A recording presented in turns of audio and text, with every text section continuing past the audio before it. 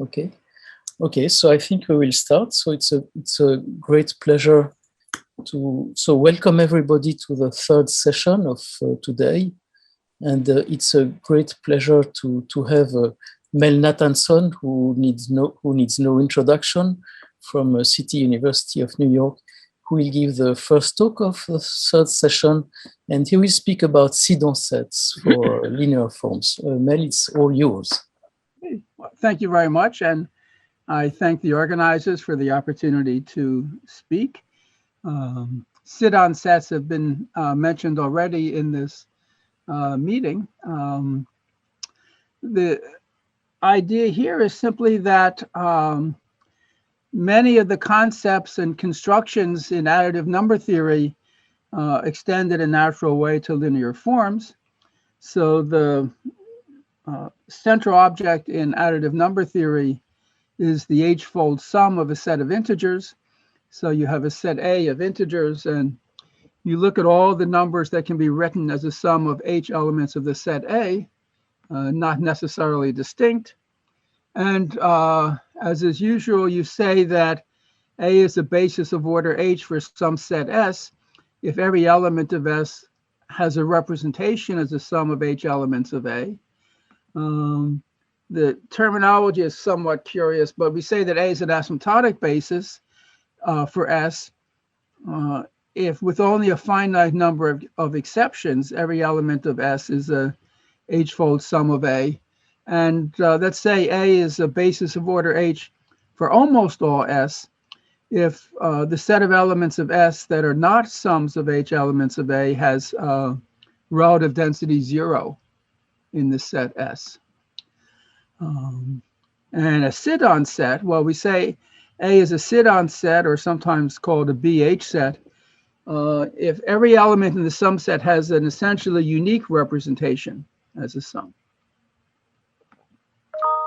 So I want to consider a linear form. So linear form, let's say with integer coefficients, is just this expression c1x1, c2x2 plus up to chx sub h. If you take a set of integers and an integer c, the dilation is just what you get by multiplying every element of A by the number c, and A to the h is just the set of all h-tuples of elements of H. So you have this linear form phi, and phi of A is just the image of A under this set. So you evaluate phi at all the h-tuples in A. This is exactly what it is. You can also express this as a sum of dilates, and using the language of sum of dilates, there's a very large literature on the size of such sets. If you take the simplest linear form, which is just all the coefficients equal to 1, x1 up to x sub h, then the image under this phi is just the h-fold sum set. And we have the representation function associated with the form. So you have a form phi, you have a set A, and you have a number n, and the number of representations is just this number of ordered h-tuples of elements of A, where phi of A1 up to AH is equal to n. And we say that a set A is a phi basis for almost all the integers if almost every number has a representation of this sort. So equivalently, the representation function of a basis for almost all integers is some integer valued function or non-negative integer valued function of plus infinity, where f inverse of 0 is density 0. And one could, for example, ask the inverse problem, for what such functions is there actually a set A whose representation function is the function f? So this is really just sort of background to give some example of results that have used binary linear forms. So here's a theorem. If you have a binary linear form, c1x1 plus c2x2, where the coefficients are non-zero, relatively prime integers, c1 times c2 is in plus or minus 1 or minus 2.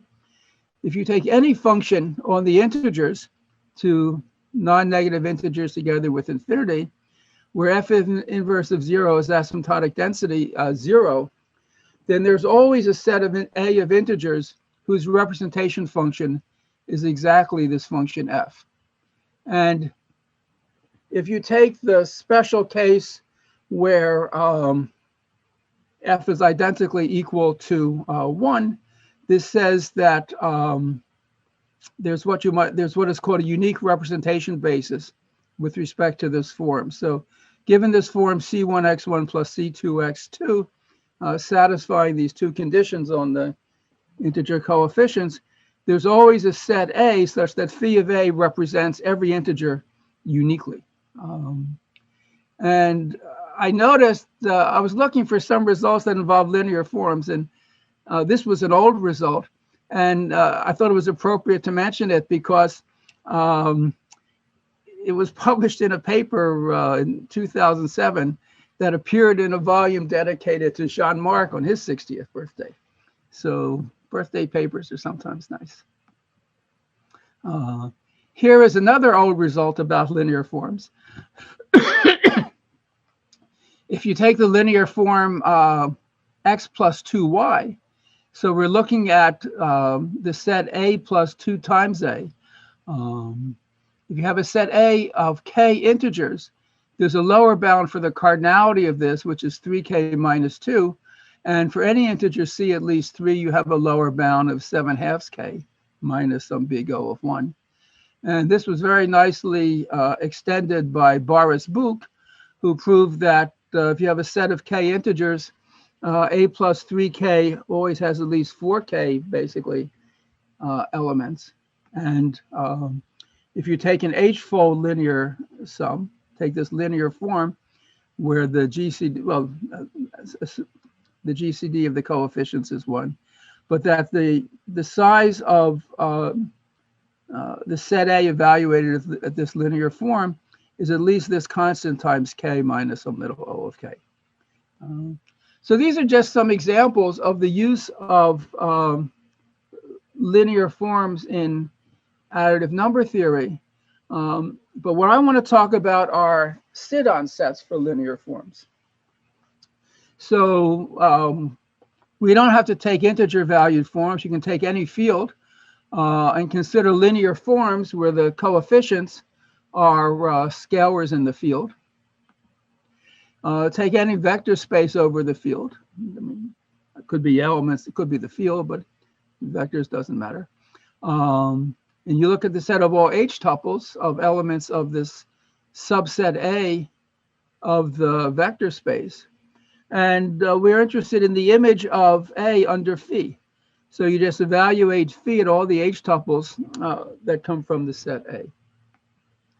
And we say that a non-empty subset of our vector space is a Sidon set for the form if it has the following property. If you have two h-tuples and phi of A1 up to AH equals phi of A1 prime up to AH prime, then the two h-tuples are the same. So another way of saying that simply is that you have a Sidon set for the form phi as simply a set A of vectors where phi is injective is 1-to-1 on the set of h-tuples. Every number has a unique representation. Every number that's represented has a unique representation in exactly this form. So to state the obvious fact, if you have a set with just one element, it's a Sidon set because there's only one h-tuple, so there's nothing else you can do. So it's only interesting to look at Sidon sets that have two or more elements. And so if you're given a form, you can ask whether a Sidon set exists. And there's a simple obstruction to the existence of a Sidon set with respect to a form. So we have our form, summation chxi. If you take a subset I of the integers from 1 to h, the subset sum is just the sum of the coefficients c sub I for I in this set I. And if I is empty, this is just 0. So suppose we have disjoint subsets I1 and I2 of our index set 1 to h, where they're not both empty. One can be empty, but they're not both empty. And the sum of the coefficients SI1 equals the sum of the coefficients SI2. So we've partitioned the index set from 1 to h into 3 sets, I1, I2, and I3 is everything else. So suppose we have this form, this linear form phi, where you have two disjoint subset sums that are equal. And take any set A of vectors with at least 2 elements in it, at least 2 vectors. It's not a 1-element set. So you can choose vectors u, v, and w, where u is different from v. W can be equal to u or v or not, doesn't matter. And I define 2 h-tuples. So AI is u for I and I1, v for I and I2, and w otherwise. And A1 prime switches the AI prime switches the u and the v. AI prime is v for I and I1 and u for I and I2. So we have 2 distinct h-tuples. And you do the calculation, phi of A1 up to AH.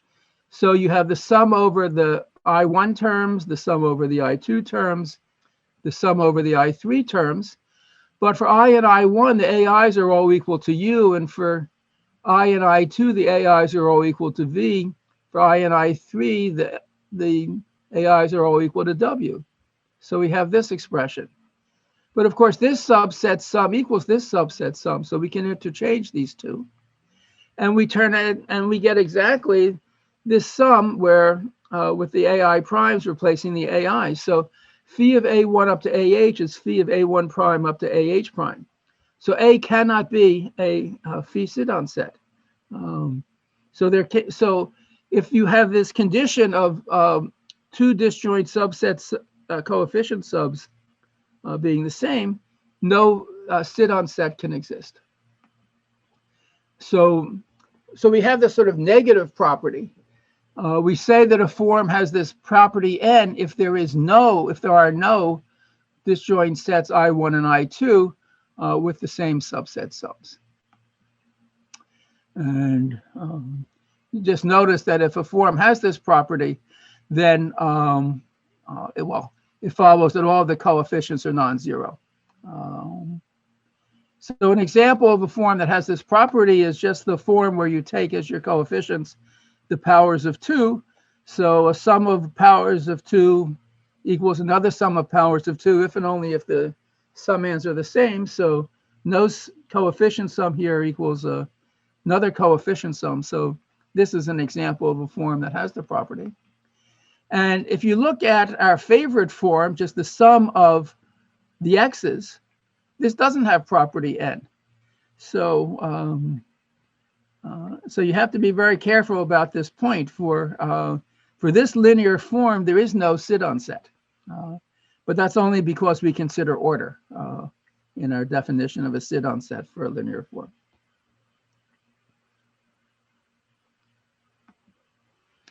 Now,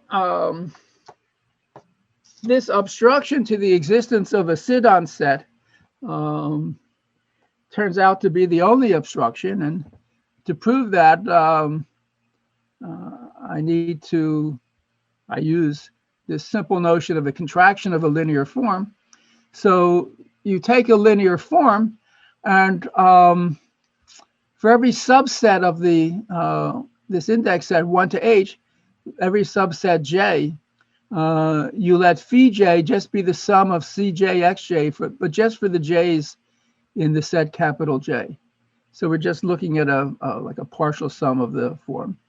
I mean, if j is the empty set, this is 0, and if j is 1 through h, this is just the original form. So we call this a contraction of the form phi. And if you take any vector space over the field and any subset A of vectors, then phi j of A is just the image of A under this contracted form phi sub j. And you can observe that if A itself is a phi-Sidon set, then for every j, phi j is a Sidon set for every non-empty subset. So we have our linear form phi, We take a set J of indices. JC is the complement of J. If you take any set of vectors A and any vector B that's not an A, you can look at phi of A and translate it by this. This is B times the scalar. This is the sum of the coefficients that aren't in the set J. So phi of AB means the image of phi under A translated by this vector. And there are sort of two technical lemmas that I need. I never find these technical things elucidating in a talk, but so you'd have this linear form phi with coefficients in F. You have a vector space over F and a subset A of the vector space, and a vector B that's not an A. So this is saying what happens to the image of A under phi if you add a vector to A. So phi of A union B is exactly the sum of these phi j of ABs. So if A union B, so this is just a fact, right? So you look at you evaluate phi at A union B, and you just look at the places where B occurs as a value of a variable, and you get a union of disjoint sets, and so this set is the union of all these guys. And if A union B is a phi-Sidon set, then these sets phi j of AB are pairwise disjoint.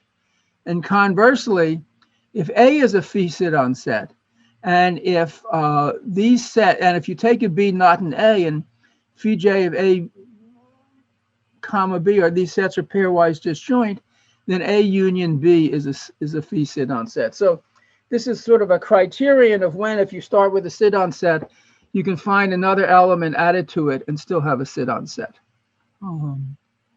We also have now the following little lemma.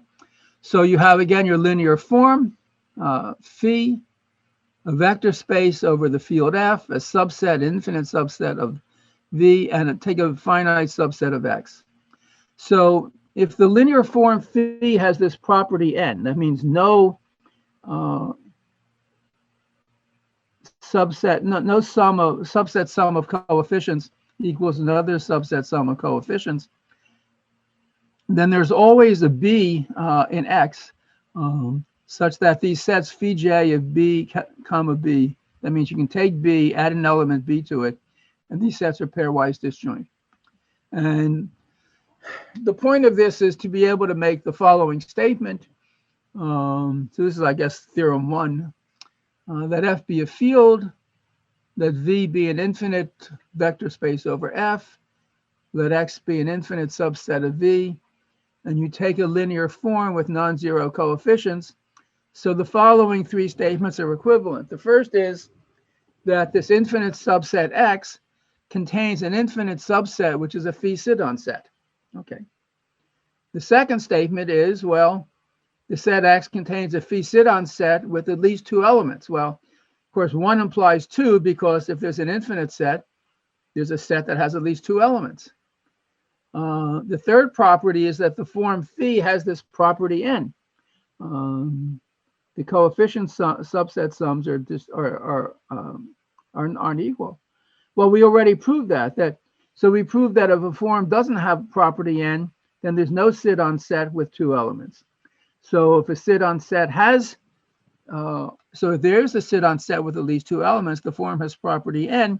And the lemmas that I just posted and flew by show that if the form has this property n, then in fact there's an infinite Sidon set for the form. So this obstruction to a linear form having a Sidon set is necessary and sufficient. It's the only obstruction to the existence of a Sidon set. Okay. All right, now I want to show that in a certain sense, if you have a Sidon set, you have a lot of them. So I want to talk about perturbations. So we have a field F that has an absolute value. So it's just some non-negative real valued function, which is 0 precisely when c is 0. It's multiplicative and it satisfies a triangle inequality. There's always a trivial absolute value, which is 1 for every non-zero c and 0 at c. If the absolute value is non-trivial, then it certainly is the case that the field is infinite. And if you look at the inf of the absolute value of c for all non-zero c, the inf is 0. So we have a field that with an absolute value, and you take a vector space over F, and a norm on the vector space with respect to the absolute value is again some non-negative real valued function, which is 0 only for the vector 0. It is homogeneous with respect to the field. You know, the norm of scalar times a vector is the absolute value of the scalar times the vector, and the triangle inequality is satisfied. So there's the following lemma. You have a field with a non-trivial absolute value, a normed vector space over the field. Take any finite subset of the vector space and let B be a vector in the vector space. You have this linear form phi with coefficients in F. So if this form has property n, again, this property that the coefficient subset sums of the form are distinct, then for every epsilon greater than 0, there's a non-zero vector A, such that with respect to the norm, A is within epsilon of B. And for every subset of the index set 1 through h, these contractions, phi sub j of A prime A, are pairwise disjoint. And remember, there's a connection between these sets being pairwise disjoint and having something like a Sidon set. So let's see, let me just define what is a perturbation of a sequence. Again, you have a field with a non-trivial absolute value, a vector space V that has a norm with respect to the absolute value and the positive integers. And you have two sequences of vectors, not necessarily distinct. And you let epsilon sub k, epsilon is the sequence of positive real numbers. So we say that the sequence A is an epsilon perturbation of the sequence B if the norm of AK minus BK is strictly less than epsilon k for all k. So you have this sequence B, and you have this sequence of little epsilons, and a perturbation of the sequence B is a sequence A, where AK minus BK, the norm is less than epsilon k for all k. So now we have the following theorem. You have a field with a non-trivial absolute value and a vector space over the field, the norm with respect to the absolute value, and the sequence epsilon of little positive real numbers, and a linear form phi with this property n. So any sequence of vectors that you pick, B sub k, there is always a phi-Sidon set A of vectors such that AK minus BK is less than epsilon k. So this says something about the ubiquity of Sidon sets, that you take any sequence whatsoever, and you can find this tiny, tiny, tiny, tiny little perturbation of B that gives you a Sidon set. Right, so AK minus BK is less than epsilon k for all k. The BK, you can choose them in any stupid way you like, but no matter how badly you choose the BK, there's always some tiny perturbation that gives you a Sidon set. And in particular,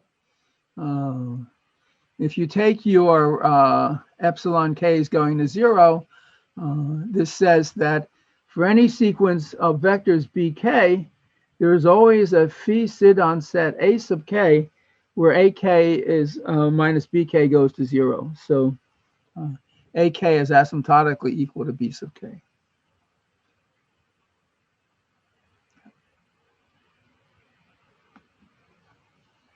Now,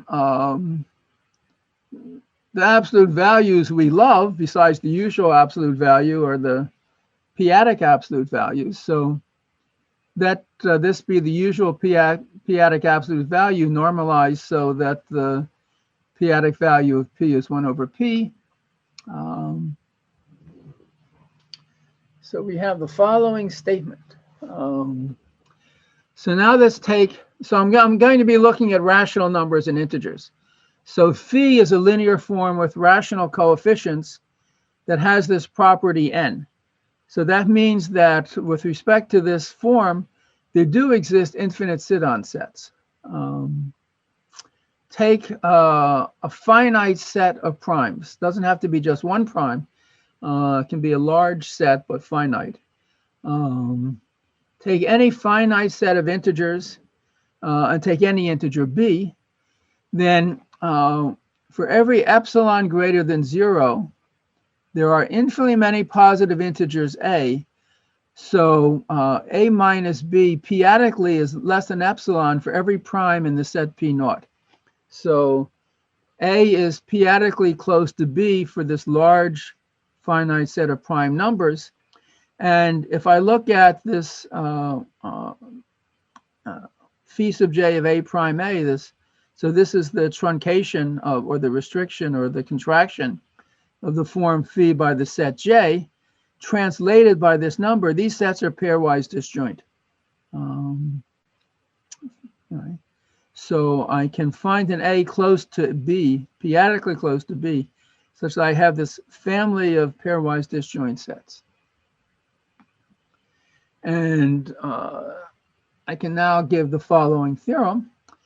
So that A be any linear form with rational coefficients that has this property n, this property that the subset sums of the coefficients of the form are not equal. Take any sequence of positive real numbers and take an infinite sequence of prime numbers. And let B be any set of integers. So there exists always, so there exists a set of integers, not just a set, but a strictly increasing sequence of integers, which is a phi-Sidon set. It's a Sidon set with respect to this rational linear form. And AK minus BK, AK is p-adically close to BK for all the primes pj with j up to k.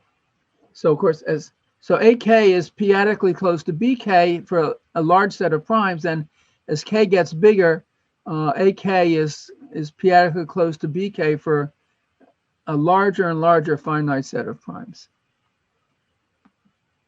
And in particular, if you just let your epsilon k's go to 0, if phi is a linear form with rational coefficients that satisfies this property, and BK is any sequence of integers, there is a strictly increasing phi-Sidon set of positive integers, A, such that for every prime number P, the set A is p-adically asymptotic to B, in the sense that for fixed P, AK minus BK, the p-adic value, goes to 0 as k goes to infinity. So it's not just that if you have any sequence of integers, you can find a sequence of integers p-adically close to b for some p, but simultaneously for all primes. So that's rather curious.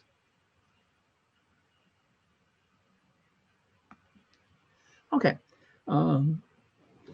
I want to add, I'm almost done actually, but I want to add just two more remarks. One is just an interesting construction of phi-Sidon sets in the case of the integers.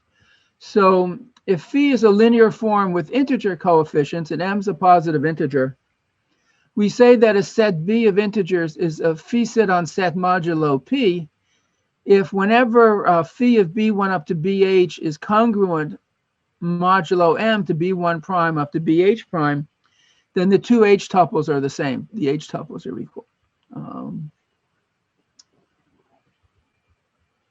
So we have the following nice construction. If you take moduli integers M1 up to MR, at least 2 for all I, and if you take R plus 1 sets of integers where the set BI is a phi-Sidon set modulo M, modulo MI, for I going up from 1 up to R. So B1 up to B sub R are phi-Sidon, are modular phi-Sidon sets. And BR plus 1 is just an ordinary phi-Sidon set. That is a set of integers which is phi-Sidon with respect to this linear form phi.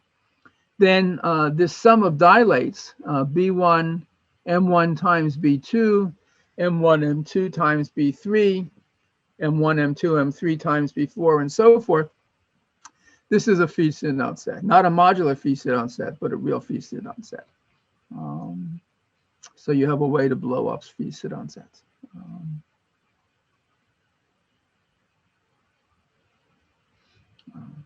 And the set, the B's don't have to be distinct, so you can actually easily construct large phi-Sidon sets.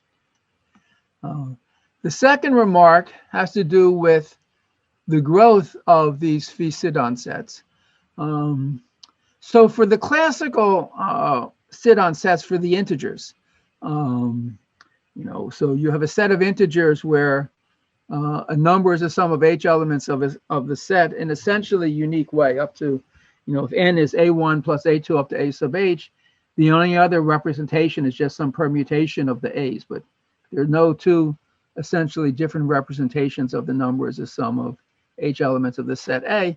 Then the standard baby counting argument says that a of x, the growth of the function, the number of elements of the, let's say it's a set of non-negative integers, the number of elements up to x is, big O of x to the 1 over h. And there are various constructions of Sidon sets, subsets of the integers from 1 to n, where in fact you can have the right order of magnitude, the number of elements of the set is greater than constant times n to the 1 over h. So there's a really famous and significant result of Erdős that shows the difference between extremal problems of this sort for finite sets and for infinite sets. So on the one hand, Erdős constructed an infinite Sidon set A, where, so these are Sidon sets now in these two examples of where h is equal to 2. So you would expect when h equals 2 that you can't do better than an infinite Sidon set where the counting function a of x is bigger than the square root of x, but maybe you can actually get more than square root of x elements. So Erdős showed that half of that is possible and the other half is not possible. So he constructed an infinite Sidon set A where a of n is basically bigger than some constant times square root of n infinitely often. And in fact, where the lim sup of a of n over root n is at least a half. But he also proved that you can have a of n root n greater than some constant times root n for all n.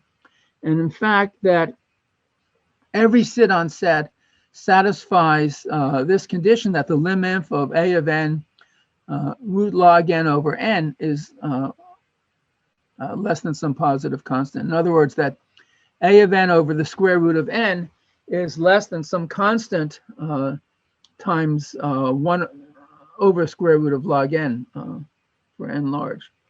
I mean, this is a really interesting phenomenon because you see a sharp difference between the finite problem and the infinite problem. And this comes up in a number of settings in combinatorics. There was recently some very nice paper by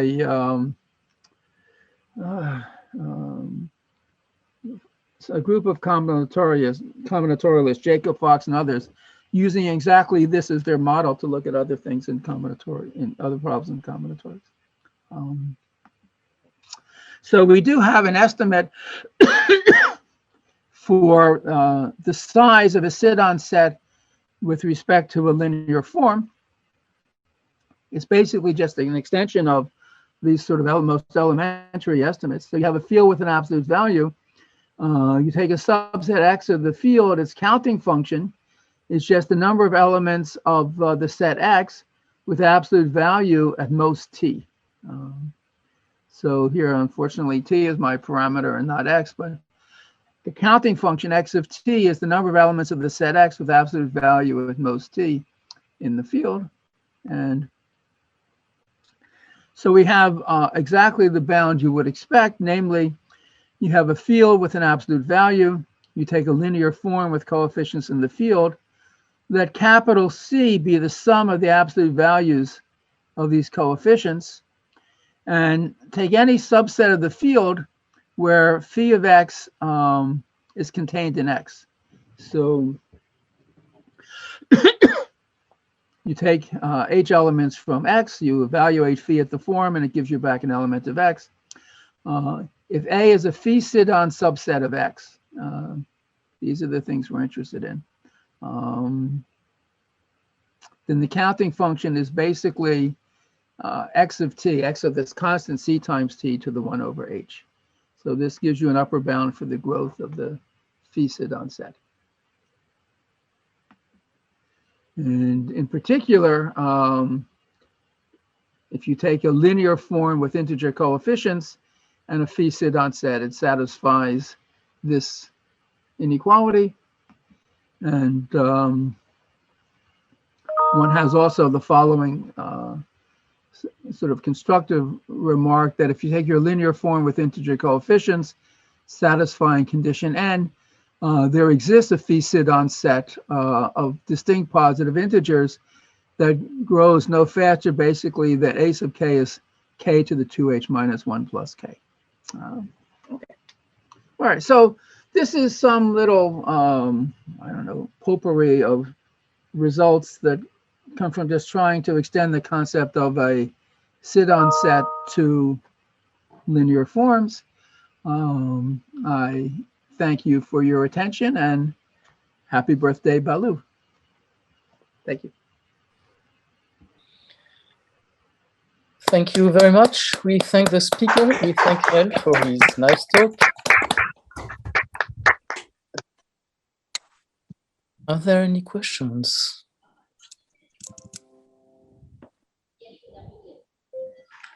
Yes. Sorry, I'm 14 years old, but I mean 13 years too late. But concerning this theorem, A plus twice the second dilate, I mean plus twice A. Yes. Yes. A plus second dilate of A. Yeah. On your first slide, you had something like that. Yeah. Let me try to find it. Do you know of anything like that in finite group Z by NZ?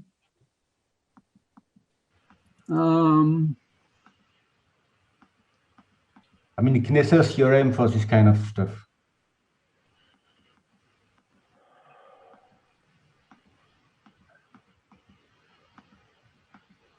Getting closer. You mean, sorry,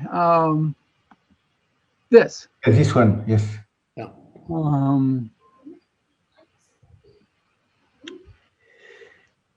No, I'm trying to think, because this is, as you observe, very old, and not so old.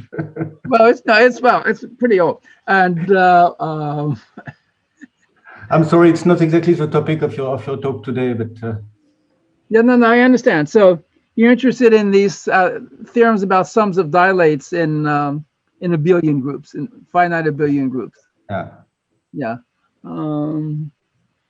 So the answer is I don't know, but it is, you know, I tend to do something and then I go on and I do something else and I completely forget everything that I had ever done.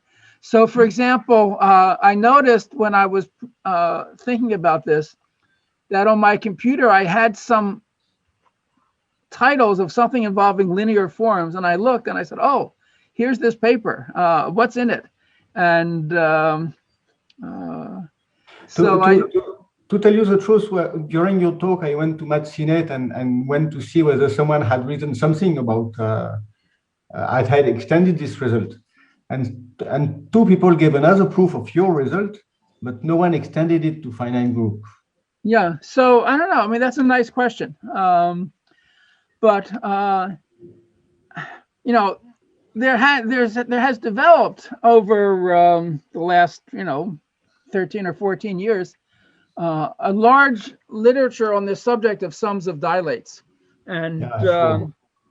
which I discovered again exactly as you did. I went back and I looked at MathSciNet and at things that had referenced things and so forth, and you see this multiplicity of papers, and you say, oh my God, if I only had a few extra years, I could understand, I could figure out what people have been doing. So, but Okay, thank you. It's I would like to see it anyway.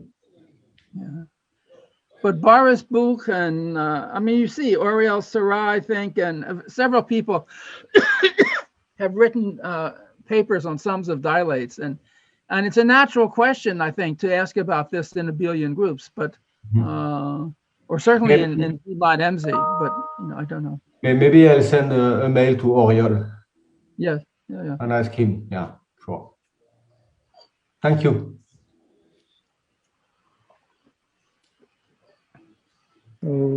Are there any other questions or comments?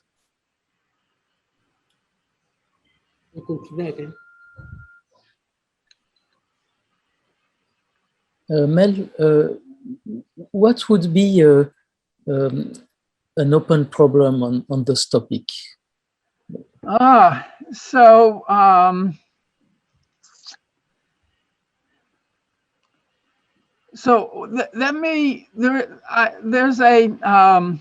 a preprint of this. I have to update it, but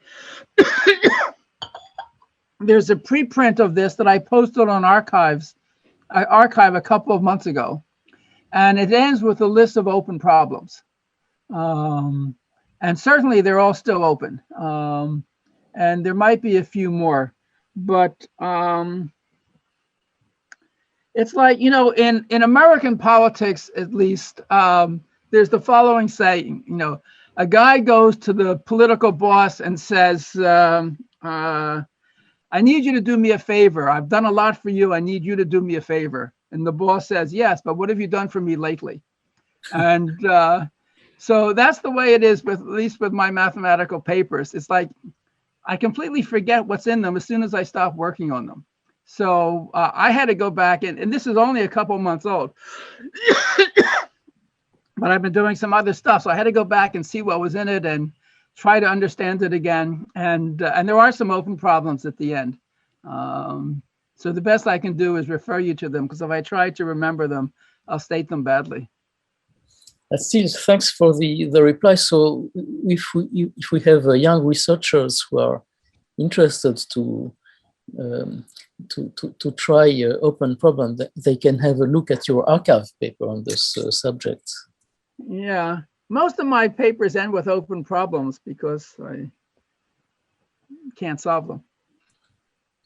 And that's the way to push for progress. Any other questions or comments for Mel?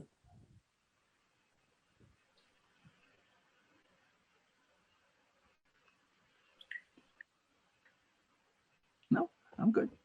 So thank you again. Thank you.